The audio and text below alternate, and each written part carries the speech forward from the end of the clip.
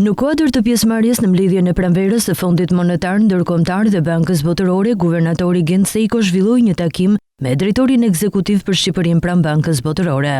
Gjatë takimit u diskutuan zhvillimet më të fundit makroekonomike në vend, me theks rritjen ekonomike, inflacionin dhe rolin e politikës monetare në ruajtjen e stabilitetit financiar. Guvernatori Seiko theksoi ecurinë pozitive të sistemit bankar shqiptar, i cili sipas tij vijon të mbetet i qëndrueshëm, likuid dhe i mirë kapitalizuar, duke mbështetur kreditimin për ekonominë dhe bizneset. Në takim u vlerësua gjithashtu bashkëpunimi i ngushtë me Bankën Botërore, veçanërisht në drejtim të reformave strukturore, përmirësimit të klimës së të bërit biznes dhe zhvillimit të qëndrueshëm ekonomik të Shqipërisë. Vetëm pak ditë më parë, mes pasigurisë botërore, Fondi Monetar Ndërkombëtar u shpreh optimist për ekonominë e Shqipërisë, ku në vlerësimin e fundit të bërë, ekonomia shqiptare thuhet se do të ketë rritje 3.8% dhe jo 3.5% këtë vit, sa ishte parashikimi i janarit. Motorët kryesor të rritjes ekonomike pritet të jenë turizmi dhe ndërtimi.